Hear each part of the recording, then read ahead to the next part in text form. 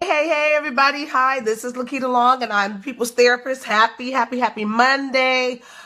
We are excited about Mental Monday today. We're going to just jump right into it. We have a lot to cover on today, but I just want to give a beautiful shout out to all of my viewers and all those who have been watching and following. A lot of great things have been occurring, and we're excited that you've been joining us. We get an opportunity every Monday right here live on Facebook. We get an opportunity to come to you with Mental Mondays. And we also at night at 8 p.m. live on my Blog Talk radio show, we get a chance to talk about the topic in depth. So we're usually interviewing an expert of something of that nature. So thank you so much for bearing with me. We're trying to locate an actual location where we can do some things at. So just keep us in your thoughts and in your prayers, and we're going to keep going forward. So that earring doesn't look like it wants to stay on, and I want it to stay on because I want to be cute the whole session. So we're going to try it one more time. And if not, we just going to let it roll out. This is the tricky part about these clip-ons, right? Okay, so we're ready to rock and roll. So welcome back.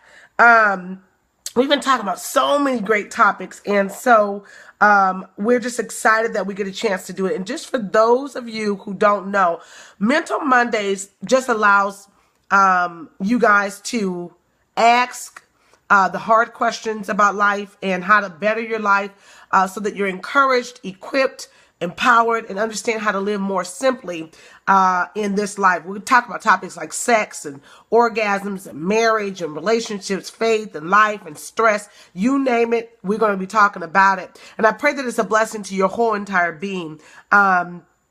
I am a marketplace evangelist, and what that means is I get the wonderful opportunity to go into the marketplace and have done so for the last 26 years of my life.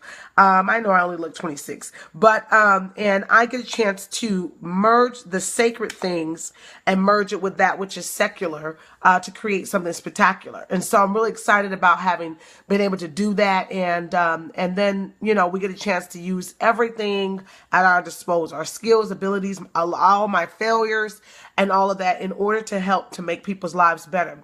The ultimate goal for me is to cause people to see God, to recognize their need for God, and then have an encounter with God. That's always been my MO since I stopped being an atheist Christian, a Christian atheist. So that's pretty much what, I do and what it is that I'm all about. So let's get right into our topic. So today's topic is about, are you a chronic procrastinator?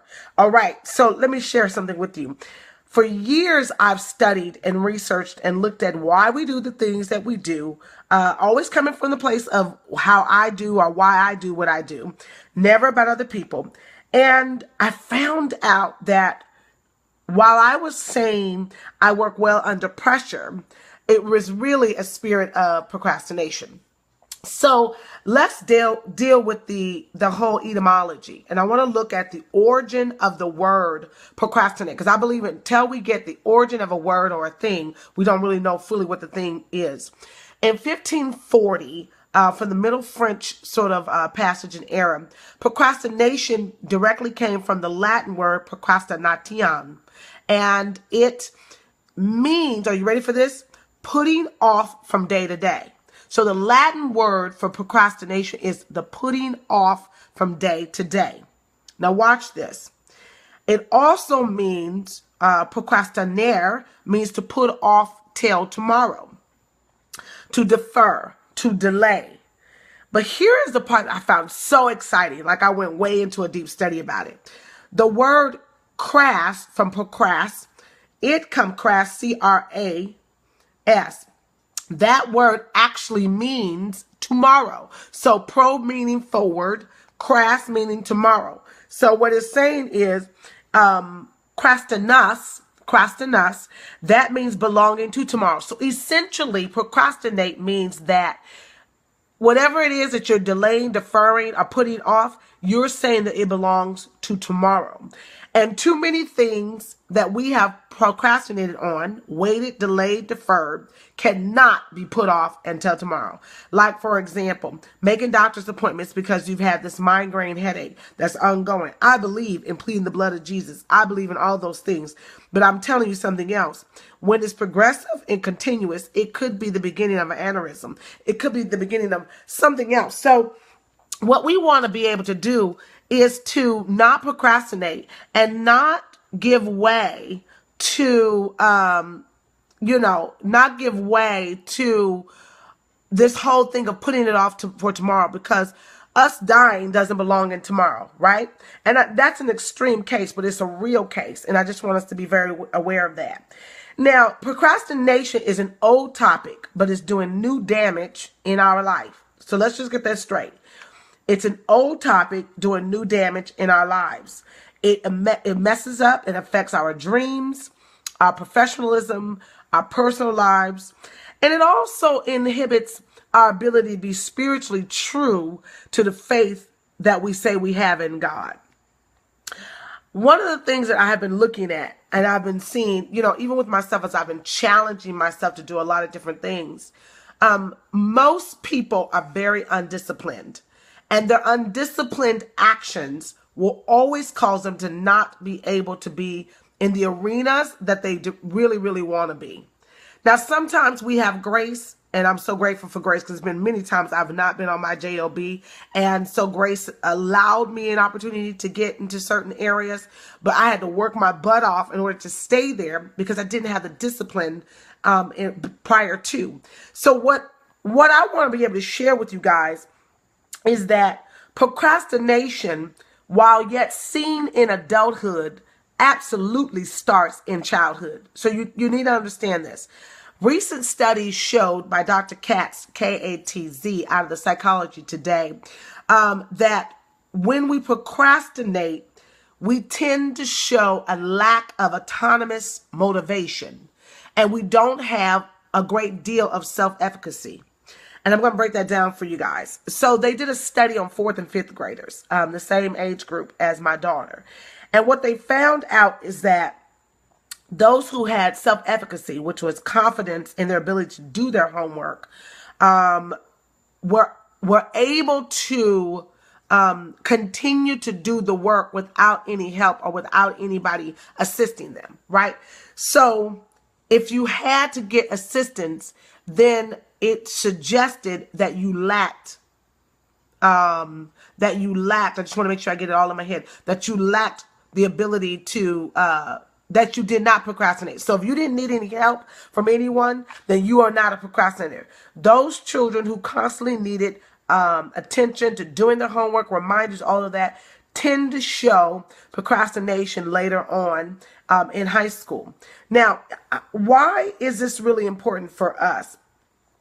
Because how you and I were formed and reared growing up absolutely impacts our lives. I mean, I was probably a little Sigmund Freudette when I was growing up. I love Sigmund Freud. I think he's totally misunderstood. I think when you really, really research him, really beyond his theories and thoughts, you would come to find out a real great depth about him, including that he had some earlier thoughts about Christianity and the philosophy of Christ and all of that kind of stuff. And so, but what I really want to share is that I believe the trajectory of our lives, the patterns in which we move in our lives, they flow from a childhood place. Give you a prime example. How you think about certain ways and certain things. I guarantee you, if you did a genogram and laid out where you are from where you've come from, you would come to find out that that root particular thing that you think about a certain area or thing came from somewhere in your childhood. Doesn't mean that it's bad. It doesn't mean that it's good. It just means that that's where it came from. And what I want to assert here right at this moment, as we're dealing with procrastination and how it affects a lot of things in our lives, is that we look at the childhood and look at the psychoanalytic ways in which we have reared and been reared growing up. Some of us, if we be truthful, we reared ourselves. So for us to think that we're going to And we might have done a great job, but we missed a lot of critical things, right, along the way. And some of those things are very much related to why we procrastinate. Now, I used to say, oh, I do well under pressure. Oh, yeah, I do well under pressure. But let me tell you something about that. That's a lie. You may do very well under pressure, but for the sustainability of really maximizing your life in a way that suggests that you play at a different level, you will not be able to do stuff under pressure only. I'll give you another example. Even over this weekend, I got a chance to fully understand that there are certain environments I must be in. I was afforded the opportunity to go to this hair show and be a part of this hair show and be a model, et cetera, et cetera, et cetera. My nature is to make things happen. I don't even realize it when I'm in the public place. And so I was helping that particular booth that I was a part of and part with. And I mean, the crowds just came and the photographers was coming from everywhere to take photos of all of us and this, that, and the other. And so it dawned on me that, you know what? I can do more of this kind of work and jet set across the country and get my name out there of being a motivational speaker and trainer and all that kind of stuff, and helping people to understand various elements of their life when I do all the other steps that I need to do so that my home front is totally cared for. So if I don't do those things, and if I procrastinate to do, 2 weeks worth of work, which I can do in 1 week's time, or actually a 12-hour period of time, I can do 2 weeks worth of social media work, and that will carry me 2 to 3 weeks out. Then I'll be able to do some of these other things. So it dawned on me that my need for not waiting and procrastinating on certain things is true. So I've been doing this non-procrastination thing for the last maybe, month and a half. And it's been enormous. It's been exponential in terms of what's been happening and the doors that have opened because of the lack of procrastination in my life. So I want to share something with you. So how does all of this refer to us? Okay, so number one, when we procrastinate about anything, it has all to do with, number one, our confidence in getting it done. Number two, our belief in why we believe it needs to be done. If we don't have a belief system as to why we think that something should be done, then it's not going to be done. Number three, our motivation for it, which is attached to the proposed reward that we say we want. So I found out that many people have lied to themselves. And let me tell you something, self-deception is the worst kind of deception of them all. We say we want a lot of things. Many people say that they want a lot of things. Many people say that they are doing a lot of things. But I'm going to tell you something. When you want something, you go after it and you do it. So if you really want something, then there's not going to be a spirit of procrastination attached to it, because there's a reward that's attached to the end product of the goal. And the reason why we're not reaching our goals is because we don't really want it. Okay, I just want to let that land for a second. I mean, quit saying that you want $250,000.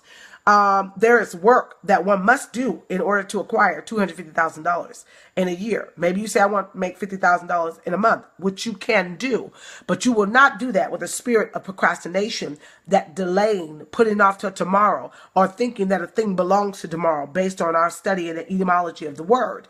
So we've got to draw in, where does this procrastination spirit come from? And we are not really, so encumbered with work in our lives that we can't do it. I did a study, for one of my coaching clients. I did a coaching project for Finish What You Start with one of my coaching clients. And I had her to do this experiment around what I call the 168 plan. And the 168 plan gives a full breadth and full depth of what we say we do in our week. But the way in which God gave it to me to help people is astronomical. She ended up finding out she had 52 extra hours unused. And yet she kept saying she couldn't go back to school. And yet she kept saying she couldn't review X, Y, and Z. And yet she kept saying she couldn't do X, Y, and Z. And the truth of the matter is, we lie. We have those hours, but because we have constantly used those hours inappropriately, it has become a part of our life of non-productivity. And as long as we live in that space, we'll never see, feel, or sense an urgency to do something different. So my clarion call for us today, as it pertains to procrastination, is to look at why we continue. And what are the reasons that we procrastinate? Dr. Theo, he studies and is a master scholar of procrastination. And on the Today, Psychology Today article, where he talked about the reasons why we procrastinate, he said there are 3 great reasons. And I'm going to share this and then I'll take your questions. The 3 reasons why we procrastinate. Number 1, because, are you ready for this? Like, draw right on in. Come on in, come on in. Because things still get done. It gets done, right? But it's a false lens and a false sense of confidence. Just because things get done because you do it under pressure does not mean that it's well, that is absolutely your best. And it doesn't mean that that's the way that one should live. Let me give you an example. So let's say you do something and it genders you $75,000 a year. If somebody comes up to you and says, I can show you a better way to do what you're doing, same amount of time, without the stress of waiting to the last minute, and it will increase you from $75,000 to $115,000 a year. Would you do it? Would you do it? Okay. So the truth of the matter is you would. And what if they told you that the real reason for the jump between the $75,000 and $115,000, which is really, it's $40,000 a jump, and $40,000 is somebody's yearly salary, is because you procrastinate and you don't plan, right? So just because things are getting done doesn't mean that you should not want to stop procrastinating. Number 2, why we procrastinate, according to Dr. Theo, because life goals have no deadlines. So early on in our lives, we were expected to have milestones in our lives. To crawl, to walk, to speak, to talk, to go to the bathroom on your own, all those things. As we get older, there are no life goal deadlines, right? And then what happens is, and watch this, I'm telling you, we make goals, and some of us make goals with no intention to actually ever doing the goals. We make frivolous goals because it sounds good. But it weighs us down because it's a contract that we have with our mouth, because out of the mouth is the power of life and death. So we keep saying out of our mouth what we're going to do, and we never do it. So it stops our growth. And then we got layers and layers of weightiness, and we don't know where the weightiness comes from. And it comes from all the promises we have made out of our mouth to do something, and we never do it.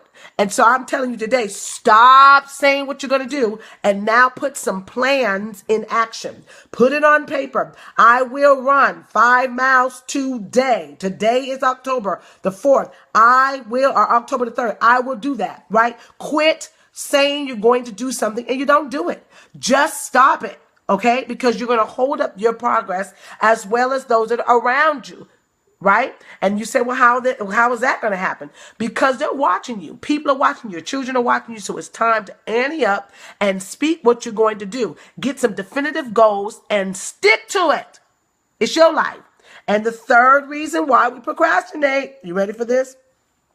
Because you have put into your mindset that procrastination is a problem. And anytime that we look at our lives on any level that there is a problem, what do, people? We avoid it like a cancer. And we should not be avoiding the cancer. We should be dealing with it. And the cancer in this case is procrastination. So procrastination, just so we can refer, is the tendency to delay taking action. But here's the other part I want to make sure you understand. It's the disconnect between intention and implementation.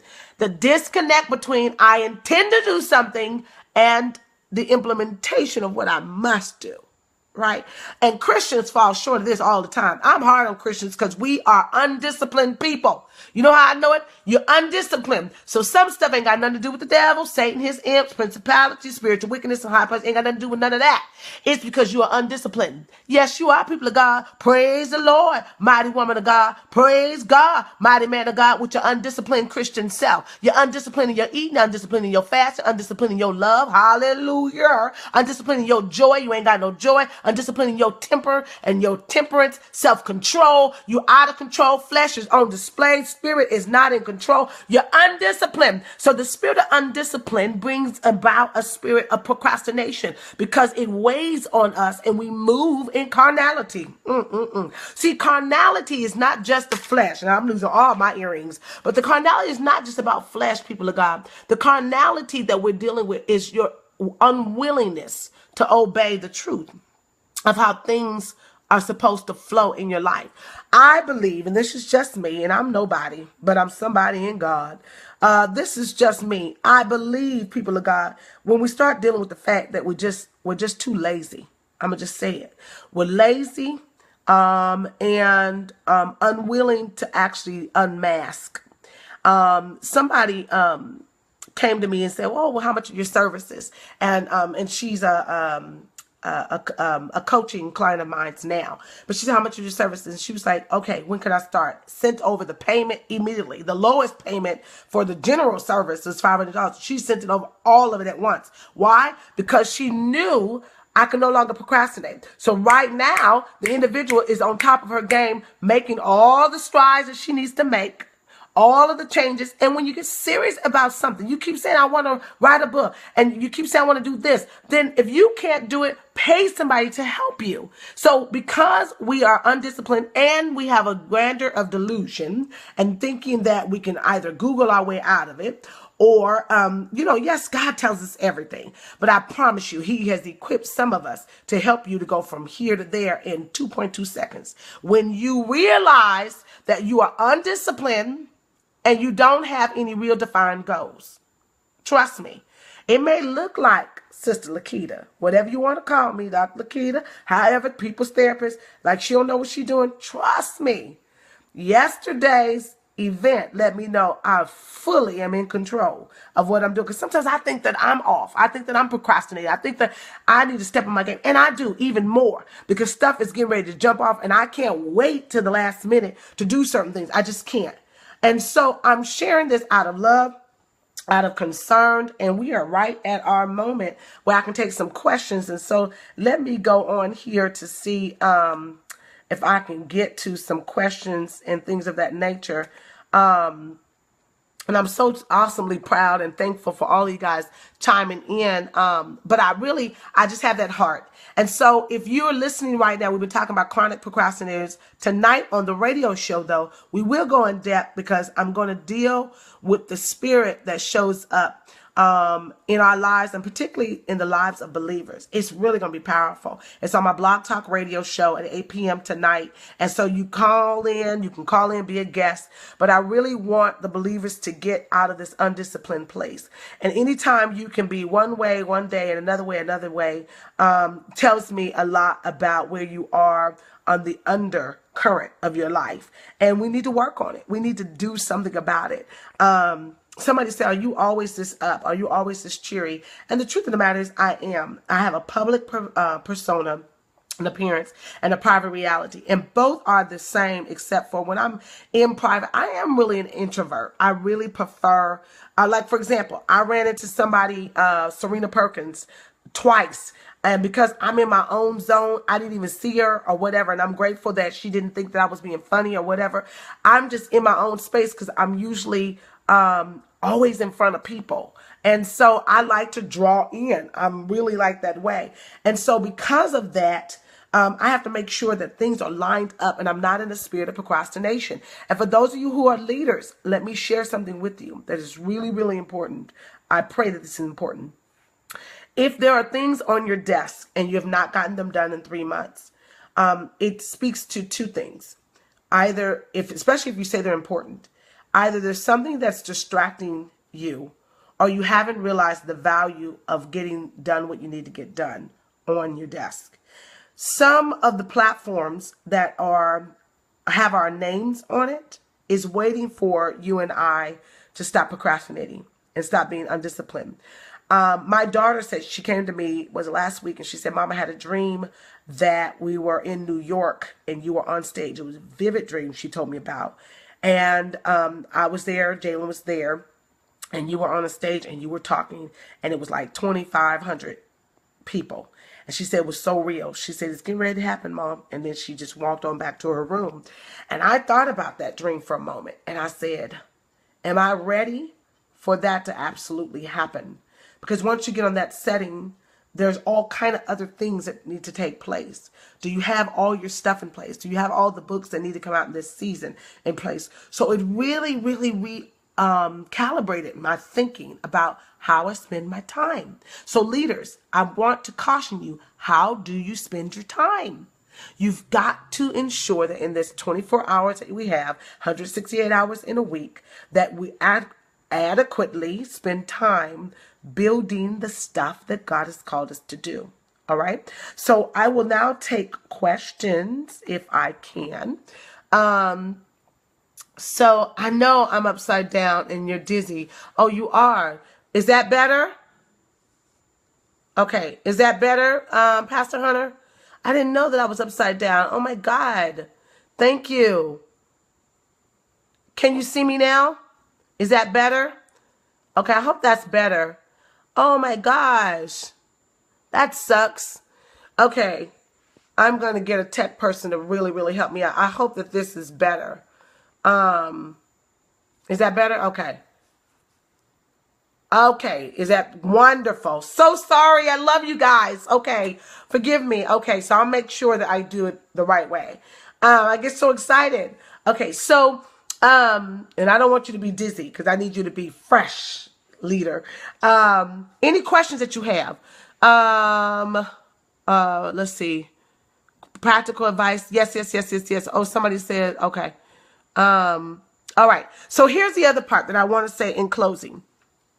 Our procrastination also stems from something that's really interesting. Because we are not around people who push us. You and I will never be all that God's called us to be in this life. Whether Bill Gates or whomever, they had the same thing happen for them unless we are around people who push us. This is why I frequently steal opportunities to speak with different people like Patrick Weaver, David Burris, Annette Carswell. I steal moments and times with these people. My mentor, John Hope Bryant. These are movers and serious shakers on multiple level. My other mentor, Professor Henderson, because your lifestyle will not change unless the appetite changes. And your appetite can't change unless you're exposed to the need for change. And when I talk to these individuals, and when I read things from individuals that have that kind of same mindset, it forces me to not be lackadaisical. So I encourage each and every last one of you to get around people. And here it is, because this is about our humility month. Humble yourself. Hello. And say, I need your help. I need some of your time. If they say I don't really have time, then tell them I will pay for your time. When you want something, pay for it. People ain't free. You ain't just going to sit in Mark Cuban's presence and not do something. So whatever it is that you need to do, procrastination erases itself when you're around people that don't procrastinate. My mentor, Professor Henderson, he is crazy. But I'm telling you, his game is so tight. I don't know. It's taking me to another level. I don't care if it's 12:15 a.m. that he's calling and texting and he said, my wife told me to tell you hello, or whatever the case may be. It's serious. It is not busy work. This is real life because I want to make real change. I'm called to empower people on every single level. And I'm not just good at it. I believe I'm great at it. And if you got an ear to hear, you're going to be different by hearing what God's given me for you and your life. This is stuff that is tried and true. This ain't no theory. I know how to help you go from here to there because I've helped myself and thousands of other people. And just because my name ain't in lights yet, trust me, the proof has been in the work behind the scenes over the last 25 years. And so I encourage you, no more procrastination. Get busy, quit lying to yourself, quit self-deceiving yourself. It is a problem and we got to do something about it. I hope this has been truly helpful. If you have any questions, make sure you chime into the radio show tonight. I'm gonna see if I can get Patrick Weaver on the radio show tonight. I know he's super busy, but maybe he'll let his little sister to get some of his time on tonight, and we'll go from there and have a good. Okay, so here we have one question. I will answer this from Andrea Marie. Are fear and procrastination friends? Are they two different parties? Absolutely. They are friends, and they always attend the same party, and they bring the same drinking and smoking partners too. Procrastination means to defer or delay or to put off. We looked at the etymology of the word, and it means belonging to tomorrow or the giving in of tomorrow. So when we procrastinate with something, we give way to that thing has until tomorrow to take place. I don't know about you. I know people think I look great, and I wear this weight well. And yes, my little waist, all of that, but I have got to lose 35 more pounds. I want to, just for my own sake, before I get 42, which is December 2nd. So I take all kinds of gifts, please, December the 2nd. So, but I have got to be sincerely intentional, and I cannot procrastinate and wait for a day or the gym. So I have to go run when it's really cold outside, hence the running clothes on right now. So encourage yourself by taking the fear out. So what if you fail? Who cares? Like people ask me, well, since you're divorced, do you fear loving and being involved in a relationship? No, I don't fear loving and being involved in a relationship. Come on, relationship in its due time. I enjoy dating. I have a great time. So there's no rush, but there's no fear. I don't fear being hurt. I don't fear being played. Because if you going to play me, you probably already been played by me. I'm just kidding. That's not my style. But I'm just saying. So we cannot allow fear and what we don't know to hinder us from where we want to grow. We can't allow fear of what we don't know to hinder us from where we want to grow. Grow. So I hope that's helpful. Carol Davis says, hi, Lakita. So true. I've always put others first and procrastinate on my own work involving others and getting it done. Let me tell you why you put yourself last and why you can't, Miss Carol. I understand I'm a help people person and I help people also. But I found out I can better help the masses if I truly, truly put systems in place to help me. I'm no good to nobody. And it's not good just to do one when God wants us to impact 1 million.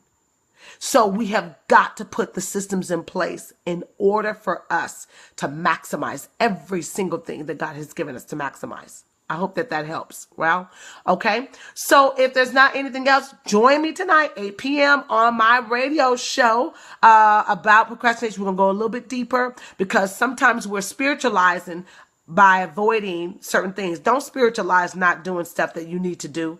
You know, we say, well, the Lord, I felt led in my spirit. You a lying wonder. You a lying wonder. You felt led in your spirit not to go exercise. That ain't God. And then the doctor said you got high blood pressure and you're 45 pounds overweight. Where was you not exercising something that God didn't want you to do? He's concerned about these bodies. Matter of fact, he told us to be concerned about these temples in 1 Corinthians chapter 7. Be concerned about your body. Be concerned about your mind. Be concerned about your spirit. Be concerned about everything that God has given us the opportunity to be concerned about. Be concerned about it. Right?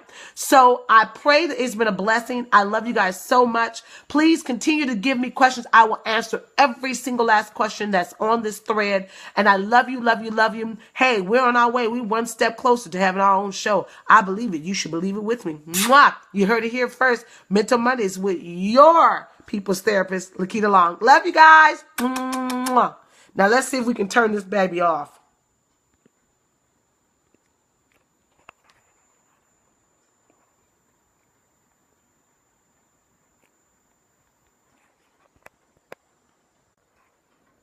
It still want to do whatever it wants to do. I got to get something that's going on with this iPhone.